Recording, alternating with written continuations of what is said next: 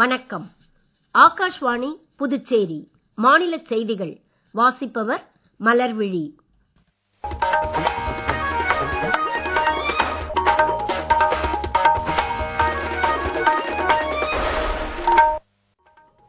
தலைப்புச் செய்திகள். இரண்டாம் உலகப் போரை தொடர்ந்து உருவான உலக ஒழுங்கு தற்போது வேகமாக மாறி வருவதால் உலக அளவிலான ஆளுகையில் சீர்திருத்தம் தேவை என்று பிரதமர் திரு நரேந்திர மோடி கூறியுள்ளார். பிரதமர் திரு நரேந்திர மோடி தமது கானா பயணத்தை முடித்துக் கொண்டு இன்றிரவு டிரினிடாட் டொபாகோ சென்றடைகிறார். நாட்டில் கடந்த மே மாத நிலவரப்படி பங்குச்சந்தையில் பதிவு பெற்ற முதலீட்டாளர் எண்ணிக்கை 11.5 கோடியாக அதிகரித்துள்ளது. மத்திய சுகாதார அமைச்சகத்தின் ஏற்பாட்டில் இன்று புதுச்சேரி வந்துள்ள தேசிய அளவிலான ஊடக குழுவினர் ராஜ்நிவாசில் துணைநிலை ஆளுநரை சந்திக்கிறார்கள். இனி விரிவான செய்திகள்.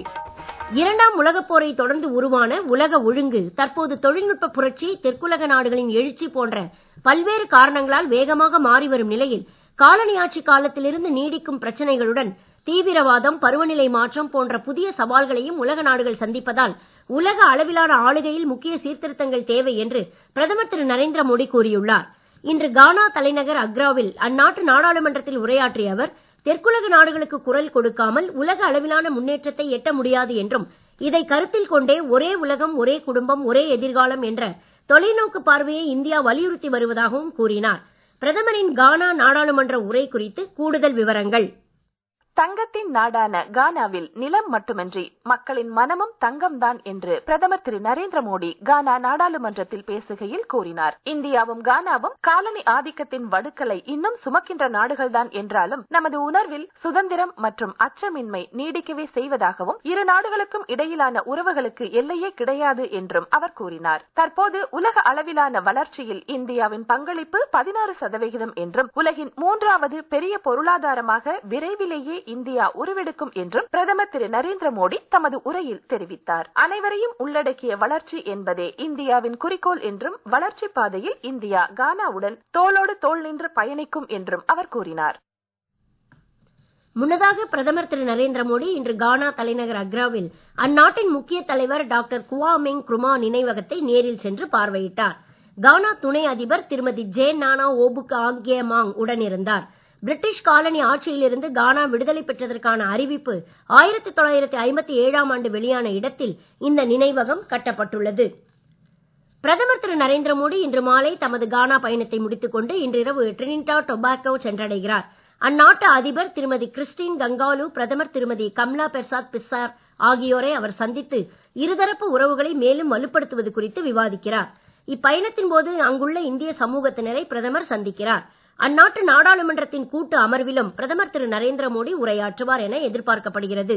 இரு நாடுகளுக்கும் இடையிலான ஆழமான வரலாற்று பூர்வ உறவுகள் குறித்து ஒரு செய்தி தொகுப்பு.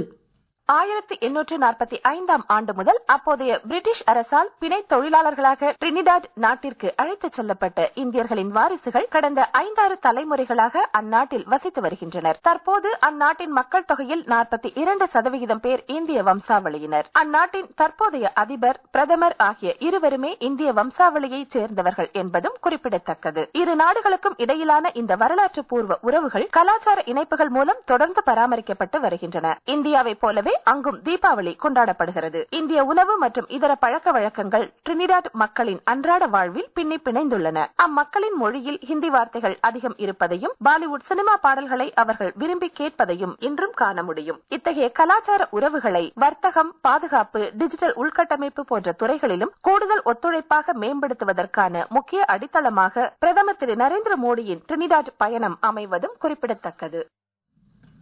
கடந்த மே மாத நிலவரப்படி நாட்டில் மொத்தம் 11.5 கோடி பேர் பங்குச்சந்தையில் பதிவு பெற்ற முதலீட்டாளர்களாக உள்ளனர். மே மாதத்தில் மட்டும் புதிதாக 11 லட்சம் பேர் பங்குச்சந்தை முதலீட்டாளர்களாக பதிவு பெற்றுள்ளனர். இது அதற்கு முந்தைய மாதத்துடன் ஒப்பிடுகையில் 9% அதிகமாகும். தேசிய பங்குச்சந்தை அண்மையில் வெளியிட்ட புள்ளி விவரங்களின்படி இவ்வாறு தெரிய வந்துள்ளது. தேசிய அளவிலான பங்குச்சந்தை முதலீட்டாளர் எண்ணிக்கையில் மகாராஷ்டிரா, உத்தரப்பிரதேஷ், குஜராத் ஆகிய 3 மாநிலங்கள் மட்டும் 36% பங்களிக்கின்றன.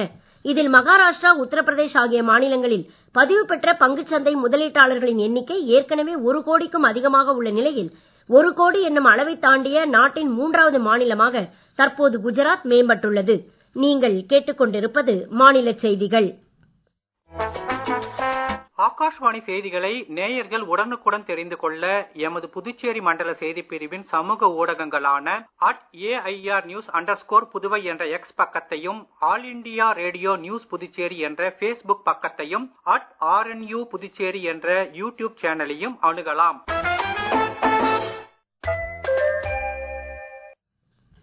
செய்திகள் தொடர்கின்றன. மத்திய சுகாதார அமைச்சகம் மூலமான ஏற்பாட்டின் கீழ் தேசிய அளவிலான 10 உறுப்பினர் ஊடக குழு பத்திரிகை தகவல் அலுவலகத்தின் கூடுதல் தலைமை இயக்குனர் டாக்டர் மனிஷா வர்மா தலைமையில் 2 நாள் பயணமாக இன்று புதுச்சேரி வந்துள்ளது. இவர்கள் இன்று மாலை ராஜ்நிவாசில் துணைநிலை ஆளுநர் திரு கைலாஷ்நாதனை சந்திக்கிறார்கள். மாவட்ட ஆட்சியர் திரு குலோத்துங்கன், சுகாதாரத்துறை இயக்குனர் திரு ரவிச்சந்திரன் உள்ளிட்டவர்களையும் இவர்கள் சந்திக்க உள்ளனர். மாநில காசநோய் அதிகாரி டாக்டர் வெங்கடேஷ் புதுச்சேரி மாநிலத்தின் காசநோய் ஒழிப்பு முயற்சிகள் மற்றும் இதில் பின்பற்றப்படும் சிறப்பு நடைமுறைகள் குறித்து ஊடக குழுவினருக்கு படவிளக்கம் அளிக்கிறார். நாளைய தினம் இவர்கள் வில்லியனூரில் உள்ள ஆயுஷ்மான் ஆரோக்கிய மந்திரில் காசநோயை வெற்றி கொண்ட டிபி சாம்பியன்கள் காசநோயாளிகளுக்கு தேவையான உதவிகளை வழங்கும் நிக்ஷய் மித்ராக்கள், ஆஷா பணியாளர்கள் மற்றும் காசநோய் சிகிச்சைக்கான முதுநிலை மேற்பார்வையாளர்களை சந்தித்து கலந்துரையாடல் நடத்த உள்ளனர். அரவிந்தர் ஆசிரமம் மற்றும் ஆரோவில்லுக்கு ஊடக குழுவினரை அழைத்துச் செல்லவும் ஏற்பாடு செய்யப்பட்டுள்ளது. தெற்கு ரயில்வேயின் திருச்சிராப்பள்ளி கோட்டத்திற்கு உட்பட்ட பல்வேறு பிரிவுகளில் பராமரிப்பு பணிகள் காரணமாக குறிப்பிட்ட நாட்களில் ரயில் சேவைகளுக்கான கால அட்டவணை திருத்தி அறிவிக்கப்பட்டுள்ளது. இதன்படி வரும் 9 முதல் 14ஆம் தேதி வரை திருச்சி காரைக்கால் டீசல் EMU ரயில் திருச்சியிலிருந்து திருவாரூர் வரை மட்டுமே இயக்கக்கூடும். காரைக்கால் திருச்சி டீசல் EMU ரயில் காரைக்காலுக்கு பதிலாக திருவாரூரில் இருந்து மாலை 4:15 மணிக்கு புறப்பட்டு திருச்சி வந்தடையும். காரைக்கால் தஞ்சாவூர் பேசஞ்சர் ரயில் பாதி வழியில் சௌகரியமான ஒரு இடத்தில் 30 நிமிடங்களுக்கு நிறுத்தி வைக்கப்படும். வரும் 8ஆம் தேதி சென்னை எழும்பூரிலிருந்து புதுச்சேரிக்கு வரும் மெயின் லைன் EMU ரயில் பாதி வழியில் சௌகரியமான ஒரு இடத்தில் 10 நிமிடங்களுக்கும் நிறுத்தி வைக்கப்படும் என்றும் அறிவிக்கப்பட்டுள்ளது. இந்தியா போஸ்ட் நிறுவனத்தில் பெரிய அளவில் தொழில்நுட்ப புரட்சி ஏற்பட்டு வருவதாக மத்திய தொலைத்தொடர்பு அமைச்சர் திரு ஜோதிராதித்ய சிந்தியா கூறியுள்ளார். இந்நிறுவனத்தில் முதல் முறையாக தலைமை தொழில்நுட்ப அதிகாரி நியமிக்கப்பட்டு தொழில்நுட்ப மாற்றங்கள் மற்றும் புதுமைகள் புகுத்தப்பட்டு வருவதாக இன்று புதுடெல்லியில் ஆகாஷ்வாணிக்கு அளித்த பிரத்யேக பேட்டியில் அவர் கூறினார். காஷ்மீரில் அனந்தநாக் மாவட்டம் பஹல்காம், கந்தர்பால் மாவட்டம் பல்டால் ஆகிய 2 இடங்களிலிருந்து தொடங்கும் மலைப்பாதைகளில் இவ்வாண்டிற்கான 38 நாள் அமர்நாத் யாத்திரை முறைப்படி இன்று தொடங்கியுள்ளது. 2 பாதைகளிலும் யாத்ரீகர்கள் இன்று அதிகாலை பலத்த பாதுகாப்பு ஏற்பாடுகளுக்கிடையே யாத்திரையை தொடங்கினர்.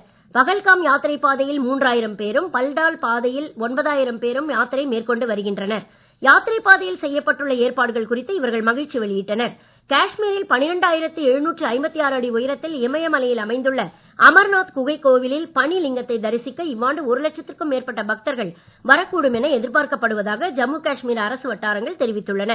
இதற்கிடையே பெண்கள், குழந்தைகள், சாதுக்கள் உட்பட சுமார் 5000 பேர் அடங்கிய மற்றொரு யாத்ரீகர்கள் குழு இன்று அதிகாலை 238 வாகனங்களில் ஜம்முவில் உள்ள பகவதி நகர் முகாமில் இருந்து பகல்காம் மற்றும் பல்டால் அடிவார முகாம்களுக்கு புறப்பட்டுள்ளனர். இவர்கள் இன்று மாலை தத்தம் முகாம்களுக்கு சென்று சேர்வார்கள் என்றும் எதிர்பார்க்கப்படுகிறது. உத்தராகண்டில் கனமழையால் ஏற்பட்ட நிலச்சரிவு காரணமாக சார்தாம் யாத்திரை பாதைகள் உட்பட பல்வேறு சாலைகளில் போக்குவரத்து தடைப்பட்டுள்ளது. கேதார்நாத் செல்லும் வழியில் நேற்று இரவு சோன் பிரயாக் அருகே சிக்கிக்கொண்ட 40க்கும் மேற்பட்ட பயணிகளை மாநில பேரிடர் மீட்பு படையினர் பத்திரமாக மீட்டுள்ளனர். சாலை தடையை நீக்கி போக்குவரத்தை சீர்படுத்தும் பணிகள் தொடர்ந்து நடைபெற்று வருகின்றன. பத்ரிநாத் செல்லும் வழியில் உம்டா, கங்கோத்ரி செல்லும் வழியில் பட்வாரி, யமுனோத்ரி செல்லும் வழியில் சிலாய்பந்த் ஆகிய இடங்களிலும் நிலச்சரிவால் போக்குவரத்து தடைப்பட்டுள்ளது. மாநிலத்தில் 100க்கும் மேற்பட்ட கிராமப்புற சாலைகள் மூடப்பட்டுள்ளதாகவும் எல்லா சாலைகளையும் கூடிய விரைவில் மீண்டும் சீர்படுத்த முயற்சிகள் மேற்கொள்ளப்படுவதாகவும் உத்தராகண்ட் அரசு வட்டாரங்கள் தெரிவித்துள்ளன. மேற்கு திசை காற்றின் வேக மாறுபாடு காரணமாக வரும் 5ஆம் தேதி வரை தமிழகத்திலும் புதுச்சேரி, காரைக்கால் பகுதிகளிலும் ஓரிரு இடங்களில் லேசானது முதல் மிதமான மழை பெய்யக்கூடும் என சென்னை வானிலை ஆய்வு மையம் தெரிவித்துள்ளது. இதே காலகட்டத்தில் நீலகிரி மற்றும் கோவை மாவட்டத்தின் மலைப்பகுதிகளில் ஓரிரு இடங்களில் கனமழைக்கு வாய்ப்பு இருப்பதாக வானிலை அறிக்கையில் தெரிவிக்கப்பட்டுள்ளது. வரும் 9ஆம் தேதி வரை மழை நீடிக்கலாம் என்றும் எதிர்பார்க்கப்படுகிறது. இதற்கிடையே கடந்த 24 மணி நேரத்தில் அதிகபட்சமாக நீலகிரி மாவட்டம் தோவாலா உள்ளிட்ட இடங்களில் 8 சென்டிமீட்டர் மழை பதிவாகியுள்ளது. மீண்டும் தலைப்புச் செய்திகள்.